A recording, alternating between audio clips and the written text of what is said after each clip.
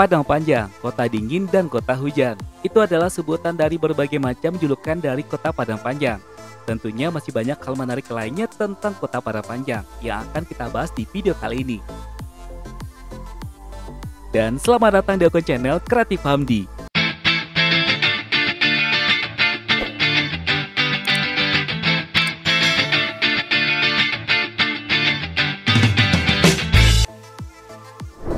Sembilan fakta menarik tentang kota Padang Panjang.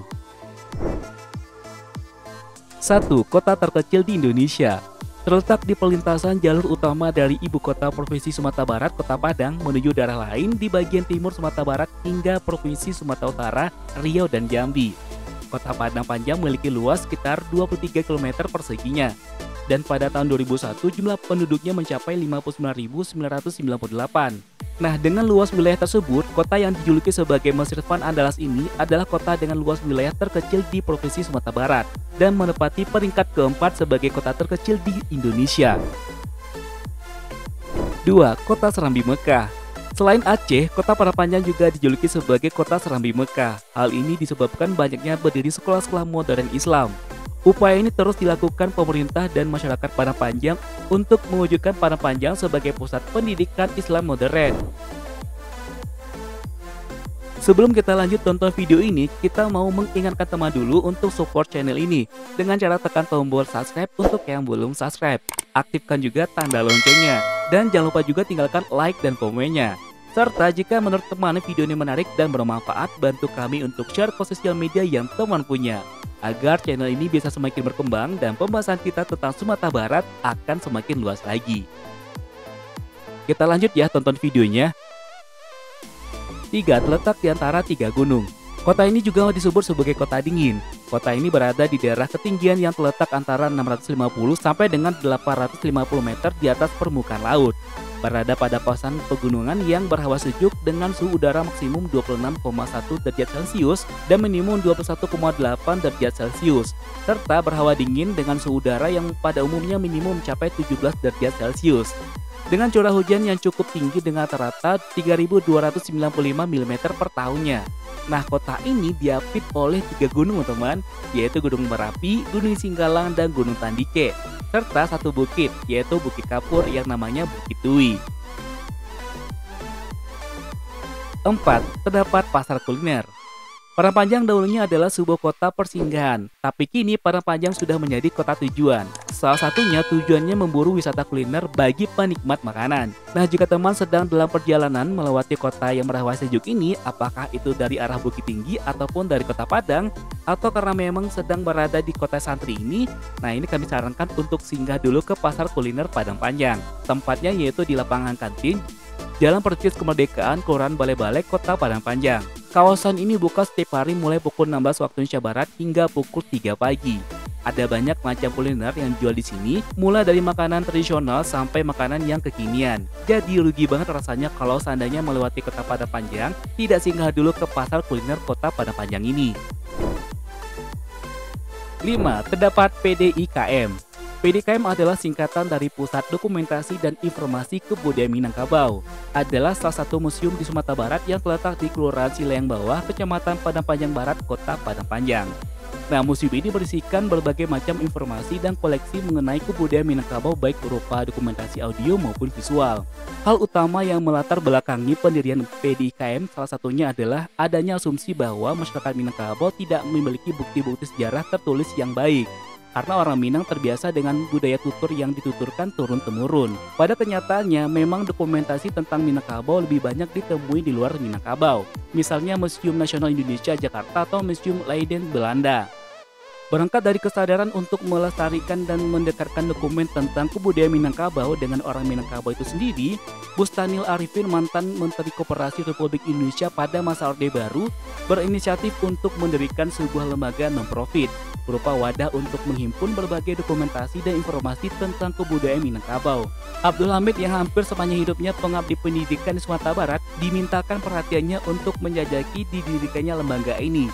Dan kemudian pada 8 Januari 1988 didirikanlah Yayasan Dokumentasi dan Informasi Kebudayaan Minangkabau atau YDIKM.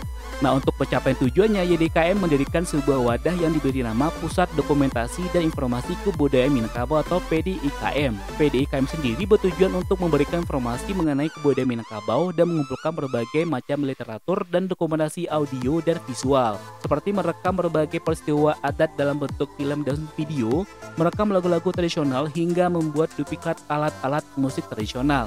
Pada tanggal 8 Agustus 1988 dilakukan peletakan batu pertama sebagai tanda dimulainya pembangunan PDIKM di Padang Panjang, Kelurahan Silaing Bawah. Bangunan PDIKM didirikan di atas tanah seluas 2 hektar dengan arsitek mengikuti bentuk rumah gadang dan diresmikan pemakainya pada tanggal 19 Desember 1990. Sejak itu telah terkumpul 3.000 lebih dokumentasi lama tentang Minangkabau baik dalam bentuk reproduksi buku, naskah, kapling koran, foto maupun mikrofilm. Nah, kebanyakan terbitan sebelum tahun 1945. Sebagian diantaranya masih berbahasa Belanda dan Arab. 6. Sate Masyukur. Salah satu ikon kuliner khas dari kuliner Padang Panjang adalah sate Masyukur. Sepertinya belum lengkap yang berkunjung ke Padang Panjang kalau belum mengunjungi sate Masyukur yang sudah dibuka dari tahun 1941. Tak sulit ya untuk menemukannya karena posisinya berada di Jalan Lintas Nasional, tepatnya di Jalan Sultan Syahrir nomor 250 Kota Padang Panjang. Seperti kuliner sate Padang pada umumnya, setiap tusuk sate terdiri dari campuran daging usus, jantung, dan lidah sapi. Setiap tusuk sate terdiri dari campuran daging, usus, jantung, dan lidah sapi dengan kuah sate berwarna kuning. Nah, untuk harga proporsinya adalah 27.000. Menariknya teman, sate Masyukur sering didatangi para pejabat tinggi negara ini. Bahkan Presiden SBY dan Presiden Jokowi pun juga pernah datang ke sate Masyukur ini. 7. Roti tenong. Satu lagi nih teman, kuliner khas Padang Panjang, yaitu ada roti tenong. Roti tenong merupakan kuliner tradisional khas Padang Panjang, Sumatera Barat. Pengertian tenong itu sendiri ada 2 arti. Pertama, arti tenong merupakan tempat penggorengan untuk roti itu sendiri. Tapi tenong itu sendiri kita gunakan setelah digoreng sebagai peniris minyak digoreng itu. Bentuknya khas terbuat dari rotan. Kedua, tenong tersebut ialah nama orang yang memiliki roti tenong tersebut. Selain itu, melansir dari KBBI, arti tenong itu sendiri adalah baku bundar. Nah, bermula dari daerah Padang Panjang, kini roti tenong bisa ditemui di berbagai tempat yang ada di Sumatera Barat. Untuk membuat roti tenong, roti yang dipilih adalah roti yang tidak menyerap minyak dan memiliki pori-pori yang rapat serta tebal. Cara membuatnya, sebelum roti digoreng, roti itu dilumuri dulu dengan telur, lalu digoreng dengan minyak yang panas sampai berwarna coklat. Setelah itu roti ditaburi dengan berbagai macam topping seperti mises, keju parut, dan creamer kental manis. Nah, roti tenong ini bisa ditemui di pasar kuliner khas Padang Panjang. Untuk harganya dimulai dari 10.000 saja. 8. Terdapat Islamic Center yang megah. Masjid Islamic Center di Padang Panjang, Sumatera Barat sekarang telah menjadi sebuah ikon wisata religi menarik di wilayah Sumatera Barat. Masjid ini diresmikan pada tanggal 9 Februari 2018 oleh Ketua MPR RI pada waktu itu Bapak Zulkifli Hasan. Pada awalnya, pembangunan masjid ini dianggarkan sebanyak 70 miliar yang diambil dari APBD 2016 Kota Padang Panjang. Memiliki 4 menara yang cukup tinggi dan pada bagian-bagian masjid terdiri dari 1 kubah besar dan 4 buah kubah kecil yang berlapiskan tembaga. Pada bagian dalam masjid juga terdapat ornamen yang juga berlapiskan tembaga. Nah, sekarang masjid ini tidak hanya dijadikan sebagai tempat kegiatan agama saja, tapi juga dijadikan sebagai tempat wisata religi bagi masyarakat Sumatera Barat. 9. Silek Lanyah. Silek Lanyah merupakan seni bela diri yang berasal dari Kubu Gadang, Kelurahan Ekor Lubuk, Kota Padang Panjang. Pertunjukan seni ini biasanya diadakan setelah panen sawah. Gerakan yang diperagakan dalam silek lanyah merupakan turunan dari gerakan silek yang ada di Minangkabau. Biasanya diadakan di waktu akan membajak sawah sesudah panen raya. Walaupun begitu, jika dilihat dari tempat atau medannya, akan ada sedikit perbedaan dalam langkah atau gerak dari silek tersebut. Aksi silek lanyah ini ditampilkan oleh pemuda-pemudi di kampung setempat yang peduli dengan kearifan lokal.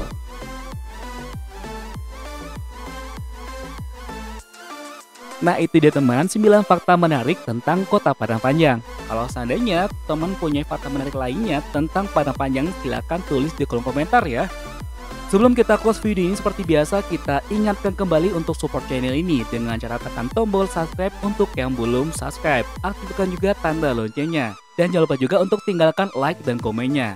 Serta jika menurut teman video ini menarik dan bermanfaat, bantu kami untuk share ke sosial media yang teman punya, agar channel ini bisa semakin berkembang dan pembahasan kita tentang Sumatera Barat akan semakin luas lagi. Akhir kata, Assalamualaikum warahmatullahi wabarakatuh, sampai ketemu di video selanjutnya dan jangan lupa bahagia, bye-bye.